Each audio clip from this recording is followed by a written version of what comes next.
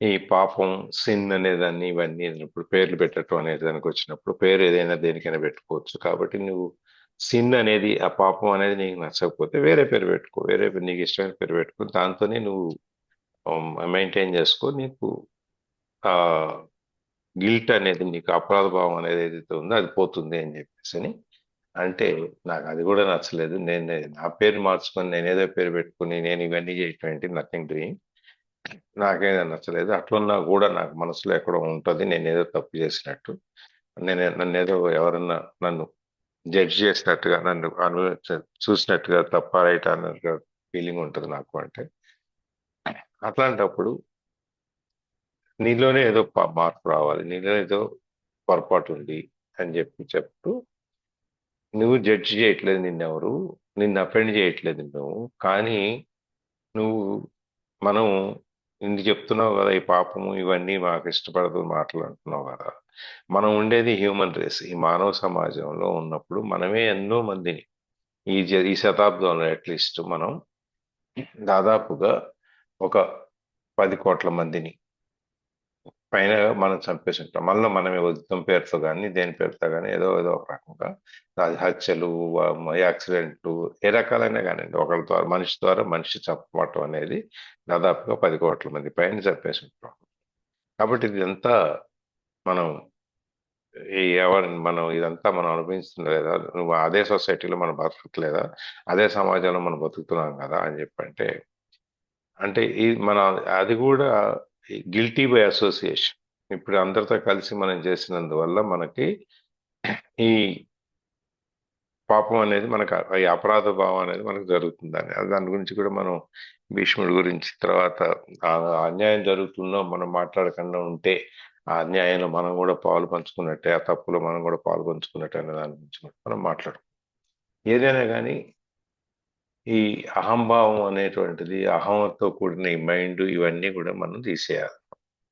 అందుకని నేను అనేదాన్ని వెతుక్కోవాలి అంటే ఇవన్నీ ముందు పోతే, ఆ కళ్ళ మీద ఉన్న మసక పోతే అప్పుడు మనం ఈ లోపలకు ఉన్న ఆ వేళ్ల దగ్గరికి వెళ్తాం అని చెప్పేసి. మొన్న నేను అదే ఒక పోస్ట్ పెట్టాను కదా, నేను అంటే ఎవరు అని చెప్పేసి అని. ఆ నేను అనే దాంట్లో ఇదే అనమాట. నిన్ను నువ్వు అన్వేషణ, నిన్ను నువ్వు వెతుక్కో, నువ్వేంటో చూసుకో అని చెప్పేసి అని మనకి దాంట్లో వస్తుంది. ఒక్క క్షణం మళ్ళీ తీసి చెప్తాను. ఉమ్.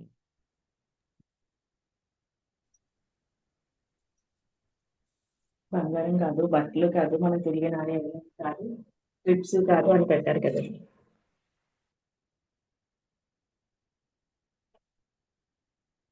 ఈ నేను అనేది ఎవరు అనేదాన్ని మనం చూసాం అనమాట. ఈ నేను అనేది మనకు తెలియకుండానే మనకి ఏదైనా ఒక ప్రతిక్రియ, ఓకే, ఒక శబ్దం విన్నాం అనుకోండి, శబ్దం వినగానే మనం దానికి రెస్పాండ్ అయిపోతాం. ఇట్లా అని చూస్తాం, అట్లా చూస్తాం, ఇట్లా చూస్తాం, ఇది చూస్తాం. అట్లా మనకి తెలియకుండానే మనం ప్రతిస్పందించేటువంటి స్థితిలో నుంచి మనం బయటకు వస్తే ఆ నేను అనేదాన్ని మనకు తెలుస్తుంది అని చెప్పేసాను.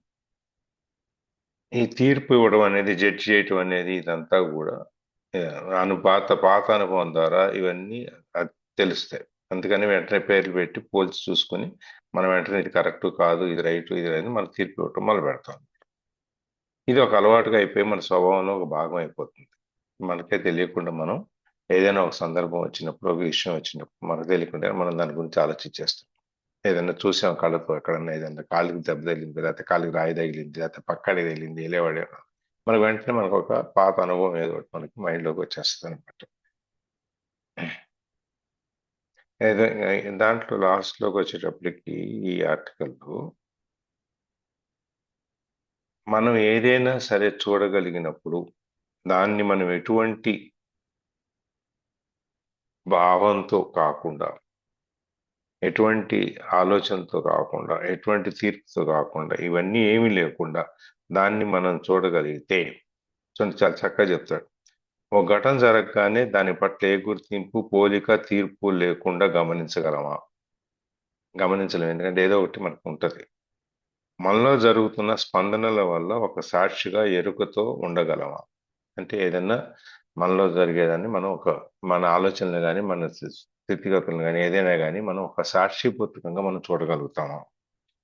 మనలో లోపల చటుక్కున జరిగే ఈ కీలక స్పందన మీదే సర్వం ఆధారపడి ఉంటుంది. మనం ఎట్లయితే ప్రతిదానికి మనం రెస్పాండ్ అవుతామో చిన్న చిన్న విషయాలకు కూడా మనకు తెలియకుండానే మన చీమ చిటుక్కుమన్నా కూడా మనం వెంటనే అటు ఇటు తిరిగి చూస్తాం. అలా కాకుండా నీ పక్కన పిడుగు పడినా కూడా నీకు సంబంధం లేకుండా నువ్వు స్పందించకుండా ఉండగలవా అనే దాని మీదే మొత్తం నిన్ను నువ్వు తెలుసుకోవటం, మనం తెలుసుకోవటం అనేది పూర్తిగా ఆధారపడి ఉంటుంది. ఒక చిన్న అణువులో అనంత శక్తి దాగి ఉన్నట్లు ఈ క్షణమాత్రపు ఎరుకలోనే సమస్త ఆధ్యాత్మిక సాధన దాగి ఉంది. ఇప్పుడు ఆటం ఉంది. ఆటం అంటే ఎంత ఉంటుంది? అణువులు, పరమాణువులు ఇవన్నీ చిన్న చిన్న పార్టికల్స్ చిన్నవి ఉంటాయి. కంటికి కనపడినవి. దాంట్లోనే అపారమైనటువంటి శక్తి మన దాంట్లో దాగి ఉంటుంది. దాంట్లో ఎంతో ఎనర్జీ ఉంటుంది. ఇప్పుడు మనం అదే కదా, చిన్న ఆటం బాంబు మీద తీసుకెళ్లేసేస్తారు, మొత్తం నాశనం అయిపోతా ఉంటాం. అట్లాంటి అణు శక్తి ఆ క్షణం మనం ఏదైతే మనం మర్చిపోయి మనం తెలియకుండానే మనం గమనించుకోగలుగుతామో, కాన్షియస్నెస్ లో ఉండగలుగుతామో, దాంట్లో నుంచి మనం పెంచుకోమంటాం. మన దాంట్లో కూడా మొత్తం ఆధ్యాత్మిక సారం అంతా దాగి ఉందంటే ప్రతి క్షణాన్ని నిత్య నూతనంగా చూడగలగటం. ఈ ప్రతి క్షణం ఇవాళ ఇది మొట్టమొదటిసారి చూస్తున్నాము, ఇవాళ మనం మంచి జీడిపప్పు ఉప్మా తింటున్నాము, మొట్టమొదటిసారి ఇంతకుముందు కూడా తింటాం, దాని అనుభవం కూడా ఉంటుంది, దాని టేస్ట్ ఉంటుంది. మరి అలా కాకుండా ఇవాళ మొట్టమొదటిసారి మనం తిన్నట్టుగా ఫీల్ అవ్వగలుగుతాం. ప్రతి క్షణం ప్రతి చోటు మనం కొత్తగా చూడగలుగుతాం. పాతగా ఉండుండొచ్చు, కానీ ఎప్పటికప్పుడు దాన్ని మనం కొత్తగా చూడగలిగితే గత ప్రమేయం లేకుండా ప్రతి అనుభవాన్ని గత ప్రమేయం లేకుండా పరిశీలించగలగడం. అలా నేను అనేదానికి తాలూకు ప్రతిక్రియ పట్ల ఎరుక పెంచుకోవడమే నిజమైన ఆధ్యాత్మిక సాధన.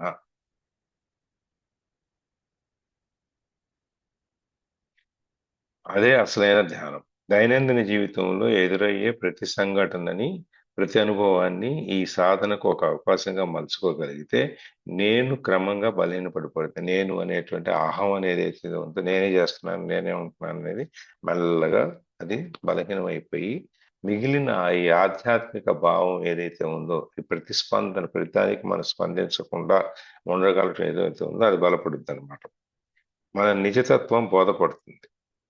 అప్పటికి అప్పటికి విశ్లేషణలు, తీర్పులు పోయి కేవలం సాక్షి మాత్ర పరిశీలనే ఉంటుంది. అదే ధ్యాన ఫలం, జ్ఞానోదయం.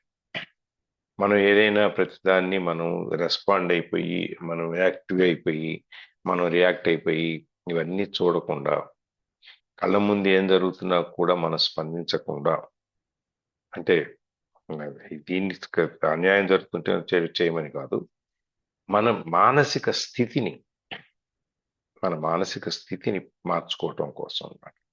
ఇవన్నీ కనుక మనం అది చేయగలిగితే, నేను అనే దాన్ని మనం గనక, అంటే ఈ బాహ్య రూపం ఏదైతే ఉందో దాన్ని గనక మనం బయటికి పక్క తీసేయగలిగితే, అప్పుడు మనకి ఈ కైవల్యము, ఐక్యము, పైకెళ్ళటం, దాంతో కలవటము, ఈ సృష్టితో ప్రకృతితో మమేకం అవటం, ఇవన్నీ ధ్యానం అనే పేరుతో మనకు అలవాటు పడతాయి. అది ఆ నేను అనే దాన్ని మనం తెలుసుకోవటం, లేక ఆ నేను అనే అహాన్ని మనం బయటికి పంపించడం, మనం ప్రతిదానికి స్పందించకుండా ఉండగలగటం, ఇన్ని గనక చేసుకోగలిగితే మనకి నేను అనేది మనకి బోధపడుతుంది. అదే ఇక్కడ చెప్తున్నది ఇదంతా అనమాట. Finding your invisible and indestructible reality. నీకు కనపడనటువంటి, నాశనం కానటువంటి నిజాన్ని మనకి కనుక్కోవటం ఎలా అనే దాంట్లో ఈ మనం అనుకున్నాం, ఈ ఆత్మ అనేది తడవదు, కాలదు, మరణం లేదు, ఒక చోట నుంచి ఒక చోటకి మారుతుంది, పడిపోయేది శరీరం మాత్రమే, దీని మా ఆత్మకి ఏమీ సంబంధం లేదు అని చెప్పి దాని గురించి మనం కూడా మాట్లాడుకున్నాం. ఎప్పుడైతే ఈ ఫిజికల్ బాడీ అనేది నిన్ను నువ్వు ఆ ఎరుక అనేదాన్ని, ఆ బీయింగ్ అనేదాన్ని తెలుసుకోవటానికి నీకు ఫిజికల్ బాడీ ఏదో ఒక ఆలంబన అనేది కావాలి మనకి. ఆ ఆలంబన అనేది ఎట్లా వస్తుంది? ఒక మన ఈ ఆకారంలో ఉన్నప్పుడే, ఒక ఉత్తి శూన్యంలో నుంచి మనం చేయలేం. ఒక ఆకారం కావాలి ఆత్మకి. ఆత్మ అనేది మన ఆకారంలో ఉంటుంది. దీని లోపలికి చూసుకోవాలి మనం. ఈ ఆకారాన్ని మనం మన ఈ యొక్క ఆధ్యాత్మిక చింతన అనేది ఏదైతే ఉందో, లేకపోతే మనం అనుకునేటువంటి ఈ కైవల్యం అనేది, ధ్యానం అనేది ఏదైతే ఉందో, దానికి మనము దాని దగ్గరికి చేరుకోవాలి అంటే మనకు ఒక ఆకారం కావాలి, ఒక ఆలంబన కావాలి, ఒక దారి కావాలి, ఒక వంతెన కావాలి, ఒక నీళ్లు ఉన్నాయి, ఈ కాలువ ఉంది, కాలువ దాటాలంటే ఎట్లా దాటాలి, ఒక వంతెన కావాలి. వీటన్ని ఇదే దానికి మనకి ఈ శరీరం అనేది ఒకటి కావాలి. ఆ దానికి ఇప్పుడు మనం దాన్ని అది మన ఈ శరీరంలోనే, మన ఆత్మలోనే, మన మనసులోనే, లోపలే మనకి మన శరీరంలో దాగి ఉంది. అది లోపల నుంచి బయటికి తీయాలి. మనం లోపల నుంచి ఫీల్ అవటం మొదలు పెట్టాలి. ఎప్పుడైతే మనం లోపల నుంచి ఫీల్ అవటం మొదలు పెడతామో, అంటే ఈ అంతరాత్మని మనం మేల్కొల్పి లేపి దాన్ని పొద్దున్నే మనం నిద్ర లేచినట్టు దాన్ని కూడా లేపి మనం ఎప్పుడైతే చూసుకోగలుగుతామో అప్పుడు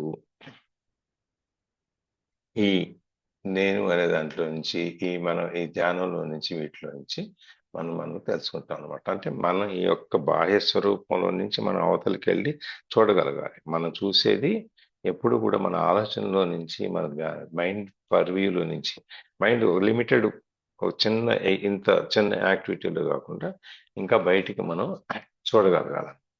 అట్లా చూడగలిగినప్పుడు మనకి ఈ ప్రయాణం అనేది జీవితంలో మనం ఎందుకు పుట్టాము, ఎందుకు చేస్తున్నాము, ఎందుకు ఉన్నాము అనే దాని గురించి మనకి తెలుస్తుంది. ఇక్కడ వరకు అయింది అనుకుంటా కదా మనం. సో ఇక్కడి నుంచి చదవాలి. ఎవరు చదువుతున్నారు? మనాదర్ గారు చదువుతారా? మనదర మేడం.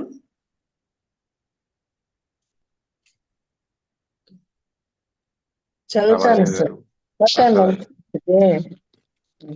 స్లోగా ఓపెన్ అయింది. ఎక్కడ sir? But that is only the beginning of an inward. But that is only beginning of an inward journey that will take you ever more deeply into a realm of great stillness and peace, yet also of great power and vibrant life. As at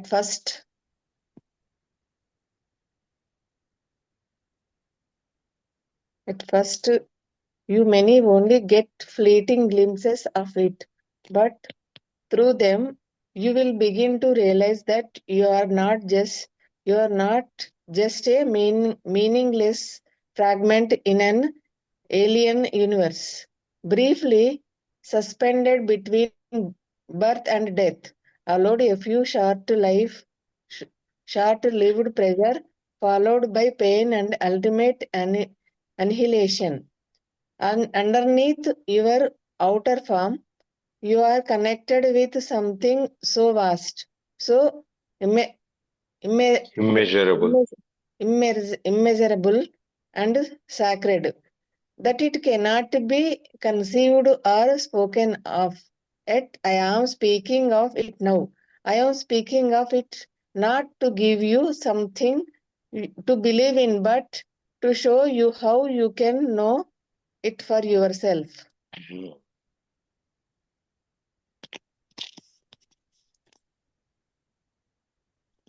ఈ inward journey ఎప్పుడైతే మనం లోపల నుంచి ఆలోచించడం మొదలుపెట్టి మనం ఈ బాడీలో ఉన్న ఈ లోపల ఉన్నటువంటి ఆత్మని, అంతరాత్మని మేల్కొల్పి మన ప్రయాణం మొదలు పెడతాము, ఇది ఎప్పుడు ఈ లేపటం అనేది ఈ బియాండ్ అవుటర్ ఫామ్ దానికంటే బయటకు చూడటం, మన ఈ బాహ్యమైన ఆకారం కంటే కూడా అవతలకు చూడటం అనేది మన ఈ అంతర్గత ప్రయాణానికి ఇది మొట్టమొదటి స్టెప్. ఇది ఒక మొట్టమొదటి అడుగు అన్నమాట.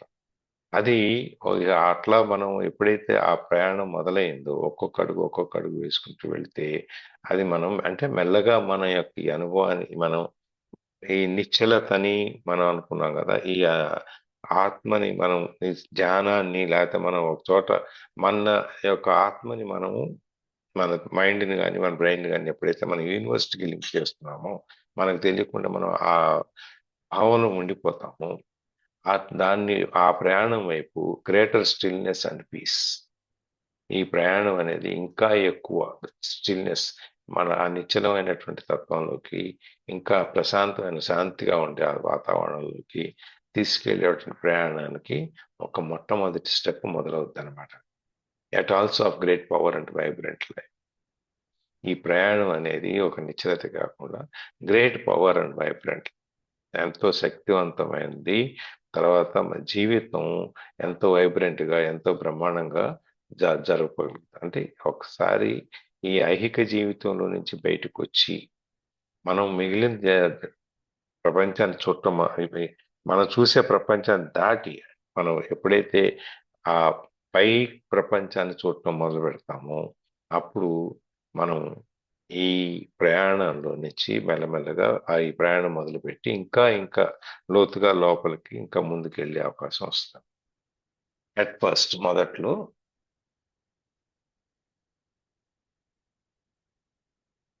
You may only get fleeting glimpses of it.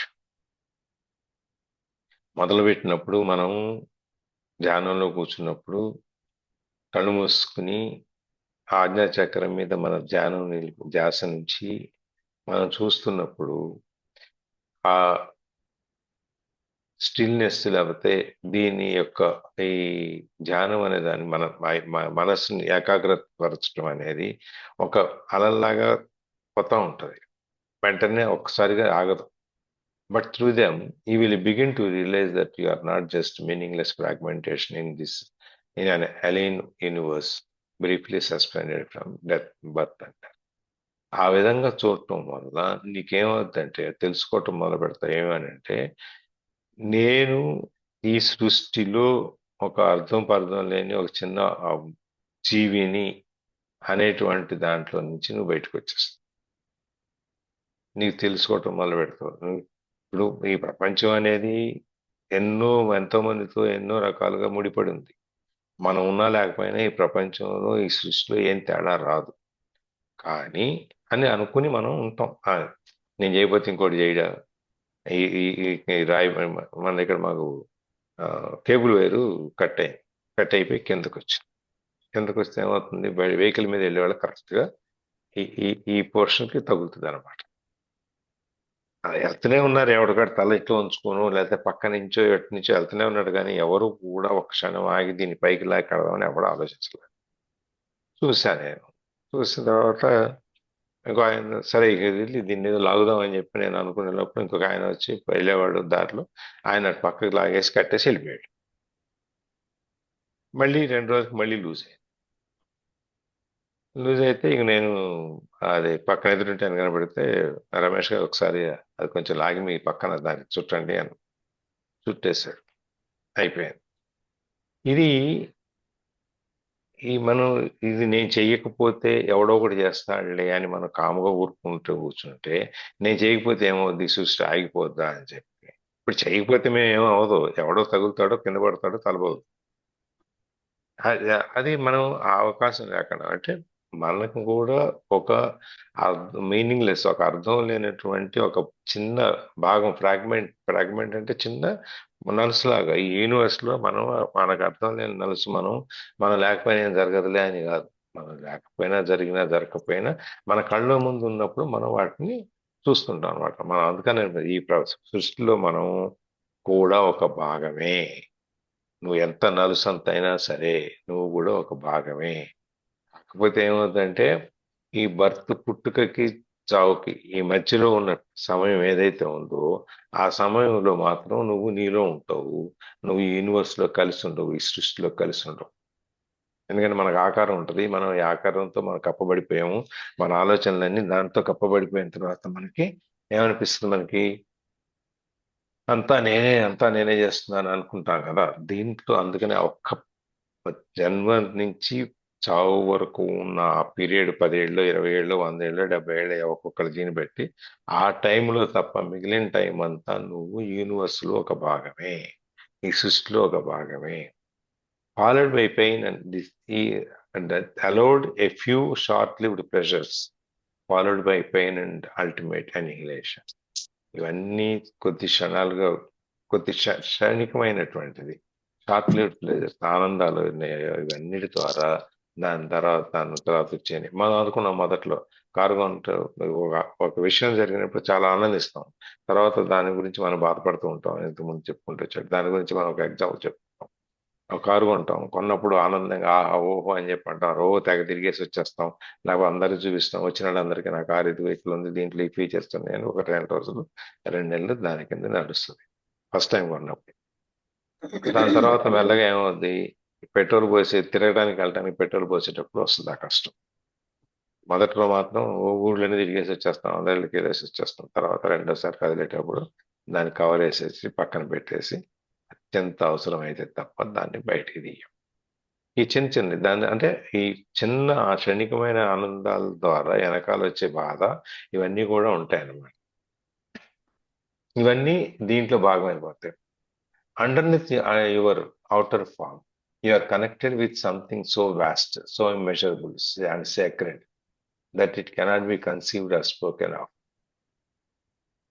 ఈ బాహ్యమైనటువంటి శరీరం కింద అంతర్గతంగా మనకి త్రివేణిలో సరస్వతి నది ఎట్లయితే ఆ కింద నుంచి తెలి కనపడకుండా ప్రవహిస్తుందో అంతర్గతంగా, ఆ విధంగానే మనకు కూడా ఇక్కడ ఈ something so vast, so immeasurable and sacred, చాలా వాస్ట్, చాలా పెద్దదైనటువంటి దాంట్లో, లెక్క పెట్టలేనంత దాంట్లో, అతి పవిత్రమైన దాంట్లో మనం ఎక్కడో ఒక చోట కనెక్ట్ అయ్యాం. ఇంత పెద్ద ప్రపంచంలో, ఇంత పెద్ద భూగ్రహంలో, ఇన్ని పెద్ద రాష్ట్రాల్లో, ఇన్ని జిల్లాల్లో, ఇన్ని రకాలుగా ఉండి మనం 20 మంది 15 మంది ఎందుకు కనెక్ట్ అయ్యాం? సృష్టి, యూనివర్స్ కలిపింది మనం తీసుకొచ్చి మేమందరం ఎక్కడో చోట కనెక్ట్ అయినాం ఇంటర్నల్ గా, అంతర్గతంగా. ఈ సృష్టిలో మన మైండ్స్ ఎక్కడో కలిసి ఉన్నాయి, కనెక్ట్ అయి ఉన్నాయి. అందుకనే మనం కలవగలిగాం. అది that it cannot be conceived or spoken of. ఈ సృష్టి యొక్క విచిత్రం అనేది, కలపటం అనేది, కనెక్షన్ అనే దాన్ని మనం చెప్పలేనటువంటిది, ఊహించలేనటువంటిది, మన ఊహకు అందనిది. మనం దాన్ని విడమరిచి చెప్పాలి అంటే చెప్పలేనటువంటిది. Yet I'm speaking of it now. అయినా కూడా నేను మీకు చెప్పే ప్రయత్నం చేస్తున్నాను. I'm speaking of it now not to give you something to believe in, but to show you how you can know it yourself. నేను ఇది మీకు ఎందుకు చెప్తున్నాను అంటే మిమ్మల్ని ఏదో నమ్మించడానికి చెప్పట్లా, మీకు చూపించడానికి చెప్తున్నా. How you can know it yourself. నిన్ను నువ్వు ఎలా తెలుసుకోవాలి అనే దారి చూపించడం కోసం నేను చెప్తానే కానీ ఇలాంటి స్థితి ఉంటుందని మీరు నమ్మాలి నేను చెప్పా కాబట్టి అని చెప్పట్లే. అందుకని అంతర్గతంగా మనలో అంతర్లీనంగా ప్రవహించే శక్తిని మనం ఎలా గుర్తించాలి అనేది పాయింట్ ఇప్పుడు.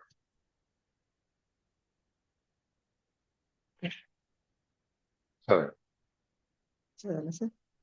You are cut off from being as long as your mind takes up all your attention. When this happens, and it happens continuously for most people, you are not in your body. The mind absorbs all your consciousness and transforms it into mind stuff.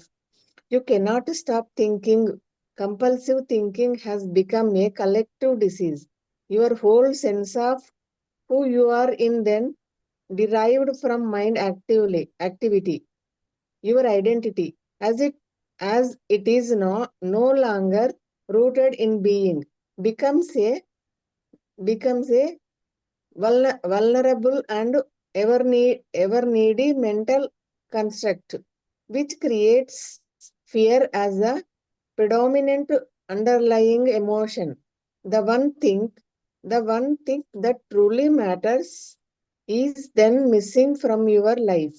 Awareness of your deeper self, your invisible and indestructible reality. indestructible Indestructible reality. destructible, indestructible. Indestructible. No తిరుగుతలే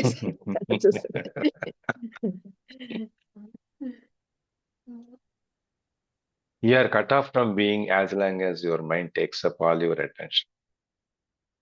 నీవు ఎప్పుడైతే నీ mind కంట్రోల్లో ఉంటావో, నీ ఆలోచనలు అన్ని mind తీసేసుకుంటుందో, అప్పుడు నువ్వు నీ ఉనికిలో నుంచి, నీ ఎరుకలో నుంచి కట్ ఆఫ్, దూరం అయిపోతావు. when this happens, ఇది ఎప్పుడు జరుగుతుందో, then it happens continuously for most people. ఈ ఎరుకలో నుంచి దూరం అవటం అనేది చాలా మందికి చాలా సందర్భాల్లో జరుగుతూనే ఉంటది. You are not in your body. అప్పుడు మనం మన శరీరంలో లేము. ఎందుకంటే మన మైండ్ కంట్రోల్‌లో ఉంటాం కాబట్టి. The mind absorbs all your consciousness and transforms it into mind star. ఈ మైండ్ ఏం చేస్తుంది? ఇవంతా తీసేసుకుంటుంది. తీసేసుకొని దాన్ని మన కాన్షియస్‌నెస్‌ని ఇవంతా లాగేసుకుంటది. తీసేసుకొని ఏం చేస్తది అది? It transforms into mind stuff. దానికి కావాల్సిన పద్ధతిలో ఇది తయారు చేసేసుకుంటది. ఇప్పుడు మనం ఒక కూరగాయ ఉందనుకోండి, వంకాయో లేకపోతే కూరగాయ, కాకరకాయ ఏదో ఒకటి తీసుకోండి. అదేం చేస్తాం? ఒక్కొక్కడు ఒక్కో రకమైన వంట చేయగలుగుతాం. మనకి ఏది నచ్చుద్ది అనేది, కాకరకాయ ఇప్పుడు బాగా నచ్చుద్ది అంటే ఎక్కువగా కాకరకాయ ఇప్పుడు చేసుకుంటాం. లేకపోతే పులుసు బాగా నచ్చుద్ది అంటే పులుసు చేసుకుంటాం. లేకపోతే కారం పెట్టుకోవటం, ఇవన్నీ రకరకాల ఫార్మ్స్ లో మనం చేసుకోవచ్చు. ఈ మైండ్ కూడా ఏం చేస్తుందంటే మన ఈ కాన్షియస్నెస్ ని దానికి కావాల్సినట్టుగా లాగేసుకొని దానికి కావాల్సినట్టుగా తయారు చేసేసుకుంటుంది. You cannot stop thinking. మనం ఆలోచించడం ఆపగలమా? ఉం? అస్సలు ఆపం సార్, ఎక్కడికి అసలు అదే వెళ్తానే దాని ఉంటుంది పాటి మరి. అసలు మనం ఎక్కడ ఆలోచిస్తున్నాం, ఆ మైండ్ దాని పాటికి అది తీసుకెళ్ళిపోయి అదే ఆలోచించేసుకుంటుంది. ఎక్కడెక్కడికి వెళ్ళిపోతాం. ఉం. ఒక ఆలోచన దగ్గర మొదలు పెడితే అది ఇంకెక్కడికో ఎక్కడికో ఎక్కడికో తీసుకెళ్ళిపోతానే ఉంటది. అది ఎక్కడ ఆగదు.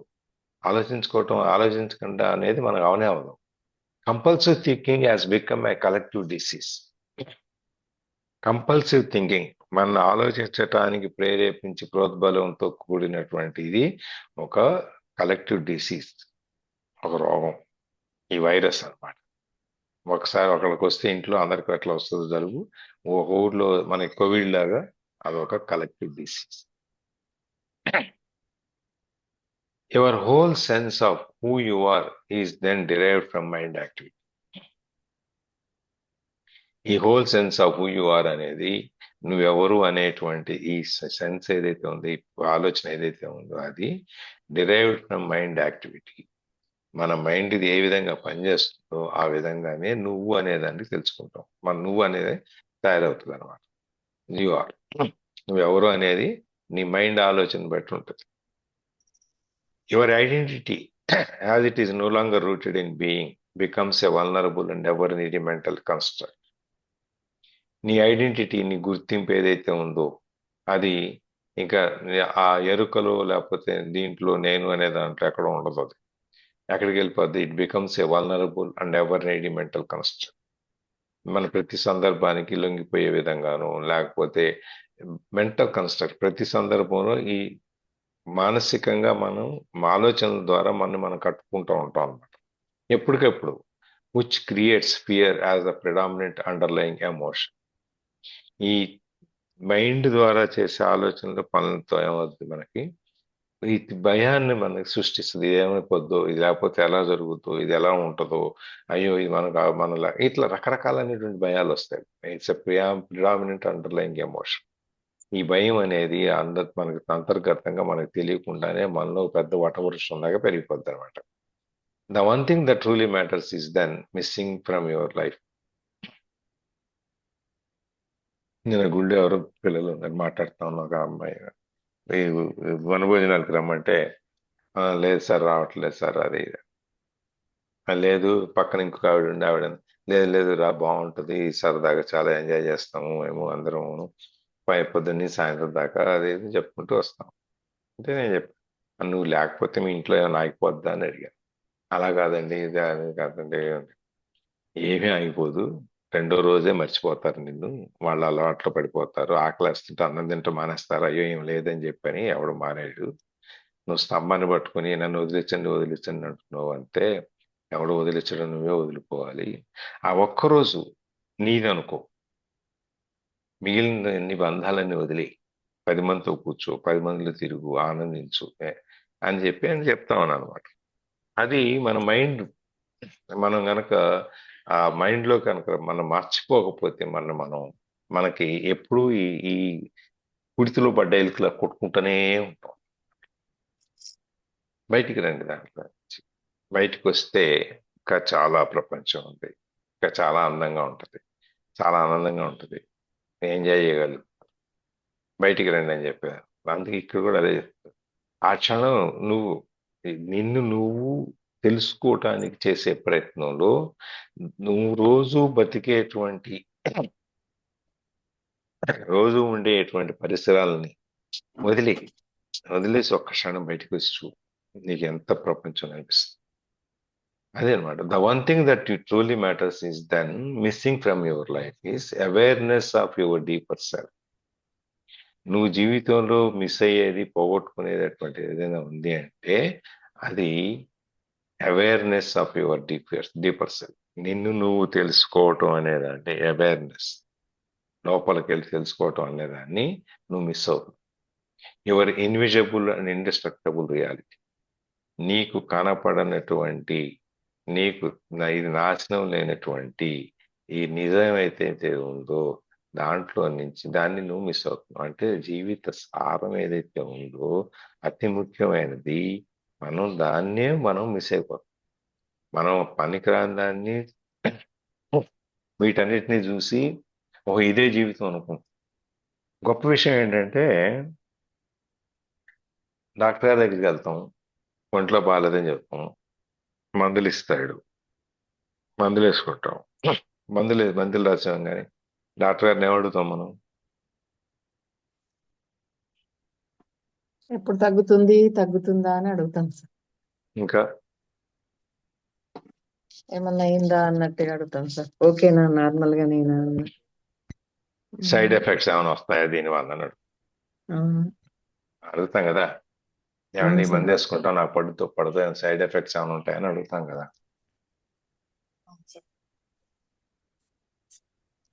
మరి పచ్చడి బయట నూనెలో కాంచిన మరగబెట్టిన నూనెలో తిన్న పచ్చడిగా బజ్జీలు తిన్నప్పుడు అడగమే. అవును. దీనివల్ల సైడ్ ఎఫెక్ట్ ఏమైనా ఉంటుంది, బజ్జీలు తింటున్నాం, విరోచనాలు వస్తే, లేకపోతే దీనివల్ల క్యాన్సర్ వస్తుందా, ఇవన్నీ మనకు లోపలికి తీసుకెళ్లి మాడిన నూనెలో నుంచి తింటున్నాం, ఏమవుద్దని అది అడుగుతామా? బయట నుంచి ఫుడ్ తెప్పించుకుంటాం, పన్నీర్ ఏదో తెప్పించుకుంటాం. ఆ పన్నీర్ అసలు పన్నీరా, పాల నుంచి ఎరగొట్టిన పన్నీరా, లేకపోతే ఇంక కెమికల్తో తయారు చేసిన పన్నీర్ అని అడుగుతామా? ఏదైనా పెద్ద హోటల్కి వెళ్ళి భోజనం చేసేటప్పుడు బాబు ఈ తిన్నందువల్ల నాకేం కాదు కదా అని ఎక్కడైనా అడిగామా?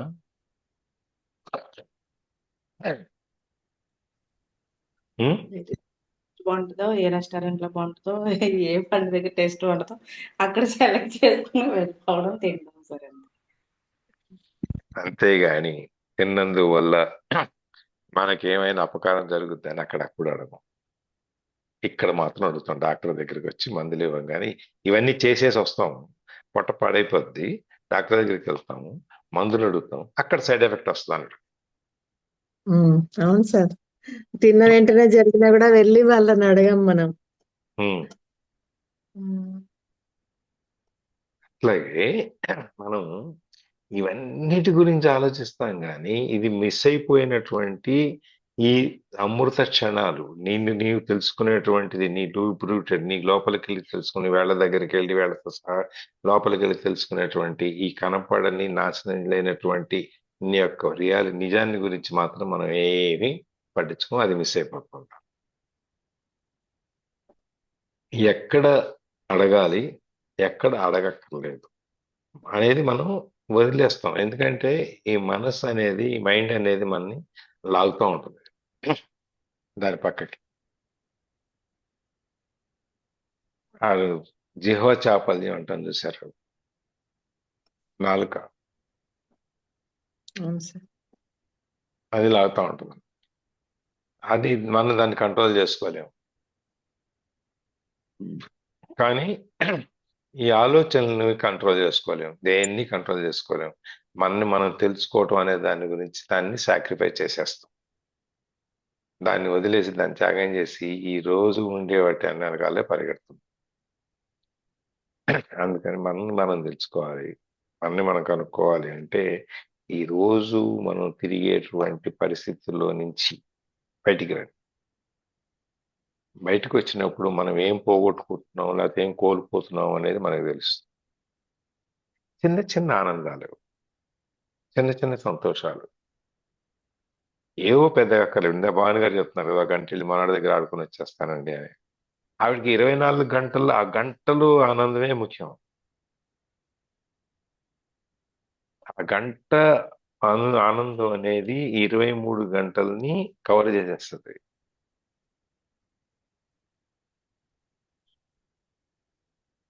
వచ్చిన వెంటనే చూసేసి వచ్చిన వెంటనే వాళ్ళ తోడుకోళ్ళు గారు చుట్టుకోళ్ళు పక్కన వాళ్ళకు మా మనవాడిని చూసి వచ్చాను, మా మనవాడు నిన్న ఇలా ఉన్నాడు, ఇవాళ ఇలా ఉన్నాడు, కళ్ళు తెరుస్తున్నాడు, చూస్తున్నాడు, గుర్తుపట్టట్లేదు, ఇంకాను ఏరుబట్టు, ఇవన్నీ చెప్పుకుంటూ ఉంటారు.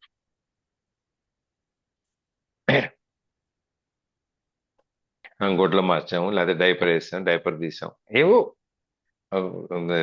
ఇది షర్ట్లు, ఈ షర్ట్లో పూల చొక్కా వేసాం, పూల చొక్కా ఎంత అందంగా ఉన్నాడు నా మనవాడు. ఉన్నారా భవాని గారు? అవునండి, అవునండి. ఎలా కళ్ళు తెరుస్తున్నాడు, అలా చూస్తున్నాడు, ఎలా చూస్తున్నాడు అనుకుంటా అన్ని చెప్పుకుంటామండి. ఏది చిన్న ఆనందం. ఆ జీవి వచ్చి 10 రోజులు కాలే, అది భూమి మీదకి వచ్చి 4 రోజులే. ఆ 4 రోజుల్లోనే మనకి ఇంత బంధం పెంచుకుని ఆ ప్రాణి గురించి మనం ఇన్ని మాట్లాడుకుంటాం. చిన్న ఆనందాలు, చిన్న చిన్న సంతోషాలు వదిలేసుకుంటాం. అనుభవించండి, చూడండి. ఆ చిన్న చిన్న సంతోషాలను, ఆనందాన్ని వదిలేయకండి. ఇవాళ ఇక్కడ ఆపుదాం, రేపు చూద్దాం.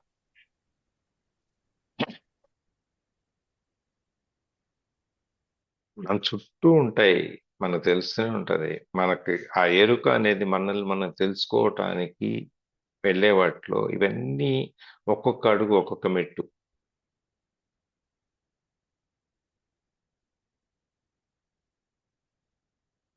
మనం క్లాస్ చెప్తుంది, ఇది అయిపోయిన తర్వాత భవాని గారు మీకు క్లాస్ చెప్తారు. ఎక్కడికి? ఆత్మానుబంధంలోకి తీసుకెళ్తారు మనం మంచినీళ్ళు తాగండి అంటారు, కళ్ళు మూసుకొని కూర్చోండి అంటారు, మన ఆలోచనల మీద మన కంట్రోల్ తెచ్చుకోమంటారు. ఇవన్నీ కూడా అనుభవించాలి అంటే కొన్ని సందర్భాల్లో మన కళ్ళెదురుగుండా ఉన్నా కూడా మనకు తెలియదు, ఎవరో చెప్తే గానీ దీన్ని ఇట్లా ఎంజాయ్ చేయొచ్చు అని చెప్పి.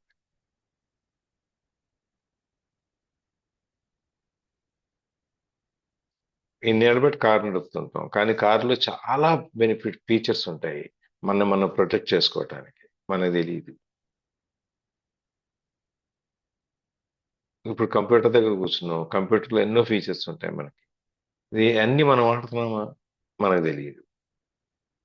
ఫోన్ ఉంది, ఫోన్లో ఎన్నో రకాలు ఉంటాయి, అవన్నీ మనం చూస్తామా తెలియదు మనకి. ఎవరో చెప్తే ఏదైనా అవసరం వచ్చినప్పుడు ఇది ఎట్లా చేయాలని అడిగితే ఎవరో చెప్తే మనకు తెలుసు. అంటే మనకి ఏది చేయాలని ఏదో మార్గదర్శకత్వం కావాలి, చెప్పేవాడు, దారి చూపించేవాడు కావాలి.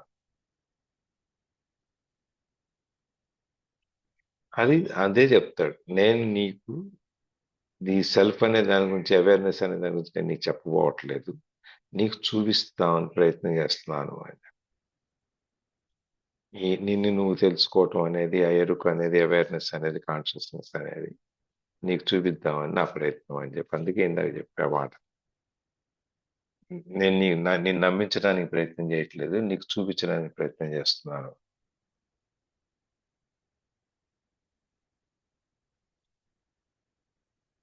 ఆనందించండి లైఫ్ని, సంతోషంగా ఉండండి. దీన్నే మనం ఒకటిగా చూడటం మొదలెడితే ఇంకా ఇంకా ఇంకా ఇంకా ఎన్నో వస్తాయి, ఇంకా ఎన్నో రకాలుగా ఆనందించవచ్చు, ఇంకెన్నో రకాలుగా జీవించవచ్చు. బతకటంలో నుంచి జీవించటంలోకి వెళ్తాం.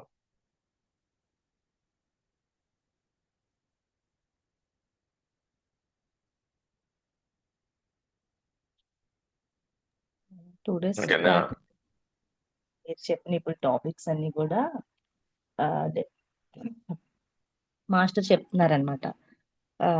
అందరూ అదే మనం ఫ్యామిలీలోనే బయట వాళ్ళని గురించి అనుకుంటూనే ఉంటాం, మన ఫ్యామిలీ కూడా ఇలా ఉండాలి, అలా ఉండాలి అని అనుకుంటూ ఉంటాము. అసలు మనం కన్నా పిల్లలు కూడా వాళ్ళ యాటిట్యూడ్ వేరేగా ఉంటది, కానీ మనకు తగ్గట్టు మనం అనుకున్నట్టు మనకు అనుగుణంగానే వాళ్ళు ఉండాలని మనం కలలు కంటూ ఉంటాము, వాళ్ళ మీద ఆంక్షలు పెడుతూ ఉంటాము. వాళ్ళ డిఎన్ఏ చూసుకున్న ఫాదర్ డిఎన్ఏ ఉంటది, మదర్ డిఎన్ఏ ఉంటది, ఇంకా వీళ్ళ తాత వాళ్ళ డిఎన్ఏ, అటు సైడ్ ఇటు సైడ్ డిఎన్ఏస్ కూడా వస్తాయి వాళ్ళకి. అన్ని మిక్స్ అయ్యి వాళ్ళు వచ్చినప్పుడు ఒకేలాగా మనకు అనుకున్నట్టు మనకు అనుకూలంగా ఉండాలంటే ఎందుకు ఉంటారు వాళ్ళు? ఉండరు. వాళ్ళు DNA టోటల్ వేరేగా ఉంటది కదా! అదే అంటే వాళ్ళది వాళ్ళు స్పెషల్. ఇంకా అలా అన్నప్పుడు మనం అనుకున్నట్టే మనకు అనుగుణంగా ఎందుకు ఉంటారు? ఆళ్ళు ఎలా ఉంటారు? మనం వాళ్ళ మీద ఎక్కువ హోప్స్ పెట్టుకోకూడదు. అంటే వాళ్ళకి ఇవ్వాల్సిన సెక్యూరిటీ గాని బ్యాక్‌గ్రౌండ్ ఫాలో అప్ ఏది ఉంటదో అదంతా ఇవ్వాలి మనం. అంతే. అంతవరకు మనము ఏది ఇవ్వాలో అవి ఇవ్వడం తప్పితే వాళ్ళ మీద ఫుల్‌గా మనకి నచ్చినట్టే ఉండాలి అని మాత్రం ఫుల్‌గా ఆంక్షలు విధించకూడదు వాళ్ళకి. వాళ్ళ ఫ్రీడమ్ వాళ్ళకి ఇస్తూనే మనం ఫాలో అప్ చేయాలి అంతే అని చెప్తున్నారు ఆయన. ఇప్పుడు నాకు మనం తెలిసి ఉన్నామా మన పెద్దవాళ్ళు అనుకున్నట్టు కావాల్సినట్టు లేదు సార్. మనం కూడా మనకి నచ్చినట్లే మనం ఉంటున్నాం కదండీ! ఉన్నాం కదా, మరి మన పిల్లలు కూడా అంతే ఉంటారు, వేరే విధంగా ఎందుకు ఉంటారు? ఆ యొక్క ఆ సూక్ష్మం అర్థమైతే ఇంకేమో ఉండదు మనకి. ప్రతి తల్లిదండ్రులుగా పెద్దవాళ్ళుగా వాళ్ళకి ఎంత రక్షణ ఇవ్వాలి, వాళ్ళకి ఏం చేయాలి అనేది మన డ్యూటీ, అంతే అది. ఆ డ్యూటీని పిల్లలకి మనం ఏమో రెస్పాన్సిబిలిటీ అనుకుంటాం. అవును సార్. బాధ్యత కాదు, డ్యూటీ అది. మన డ్యూటీ, మన కర్తవ్యం, అది మనం చేసాము, అయిపోయింది. తర్వాత లైఫ్ వాళ్ళది, వాళ్ళకి వదిలేయటమే. ఈచ్ వన్ పర్సన్ ఏ పర్సన్ అయినా వాళ్ళ పర్సనల్ యాటిట్యూడ్స్ వాళ్ళకు ఉంటాయి. వాళ్ళు అలా ఉండాలి, ఇలా ఉండాలి, అలా ఉండాలి. మనం అనుకుంటూ అంతే, ఉంటాము. ఎప్పుడైనా అంతే. పరకాయ ప్రవేశమేగా. ఆఫీసులో పనిచేసినప్పుడు 10 నుంచి 5 వరకు ఆఫీసులో పనిచేసే ఏ మైండ్తో పనిచేయాలి అంతవరకు చేస్తాం. 5 నుంచి బయటకు వచ్చిన తర్వాత మనం ఆ పోర్షన్ నుంచి, ఆ క్యారెక్టర్ నుంచి బయటకు వచ్చేయాలి కదా. ఇప్పుడు సినిమా వాళ్ళందరూ ఉన్నారు, రకరకాల క్యారెక్టర్స్ చేస్తారు. వాళ్ళు ఆ క్యారెక్టర్తోనే బతుకుతారు, వాళ్ళు అందరూ బతకరు కదా. మేకప్ తీసేయంగానే, సెట్ నుంచి బయటకు వచ్చేయంగానే వీళ్ళకి ఓన్ క్యారెక్టర్లోకి వీళ్ళు వచ్చేస్తారు. జై శ్రీమన్నారాయణ.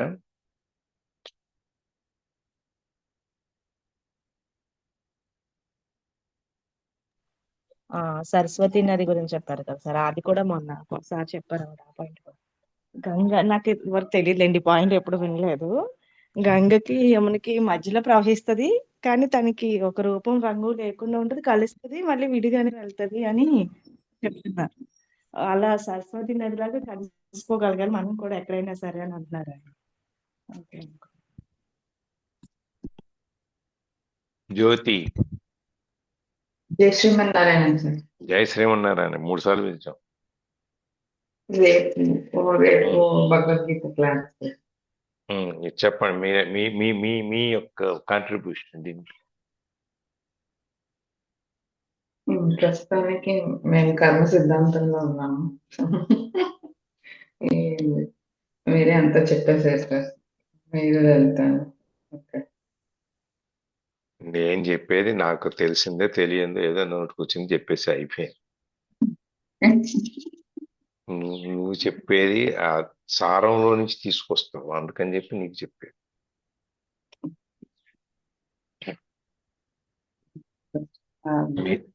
అంతా మీరు నేర్చు. మీరంతా చెప్పేశారు సార్, ఇంకా నాకేం తట్టలేదు, అందుకే గమ్మగున్నాను. ఊరికే కాదు, అక్కడ భగవద్గీత క్లాస్ ఏదో వినేస్తున్నారు, ఇక్కడ అందుకని ఎక్కువ వినలేదు.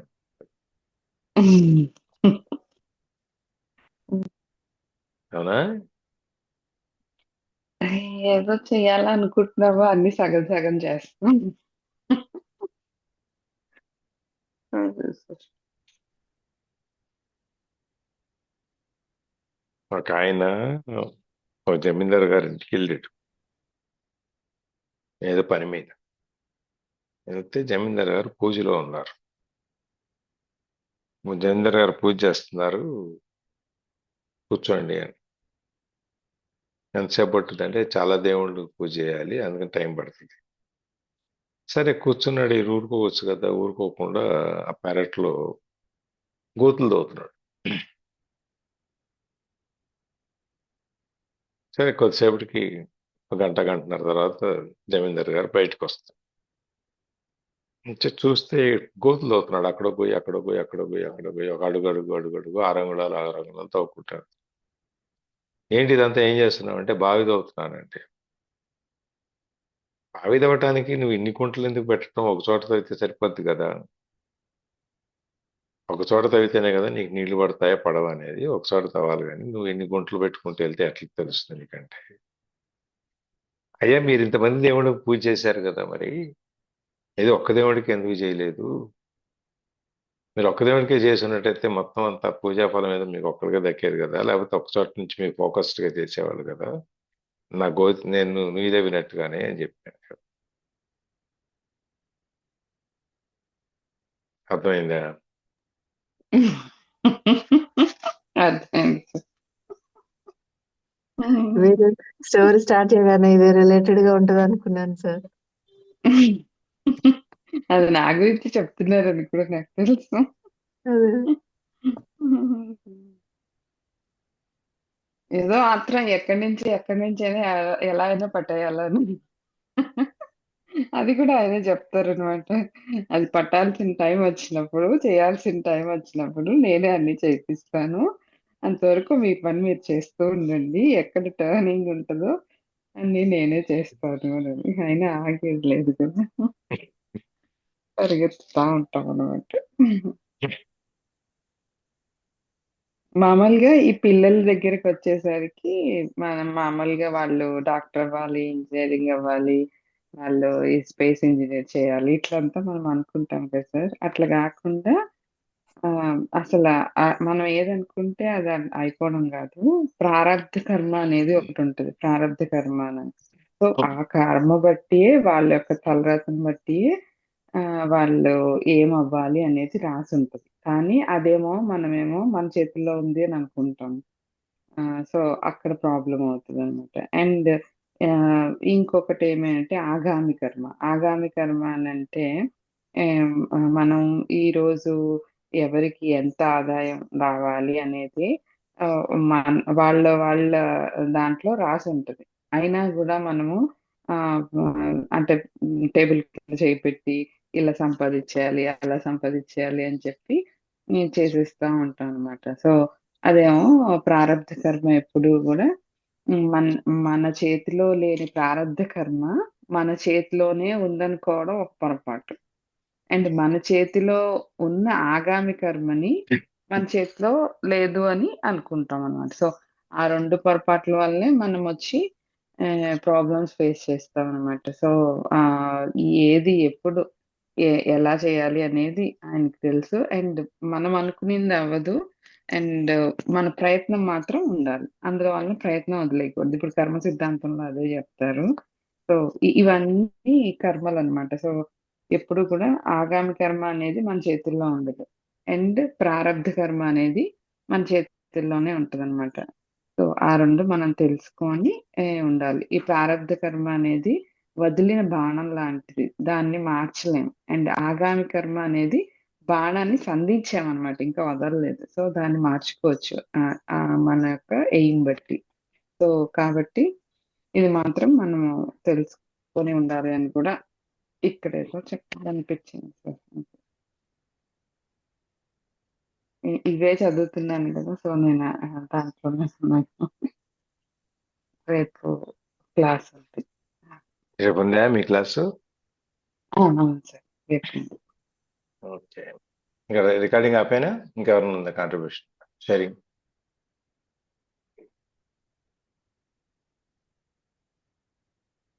జై శ్రీరామ్.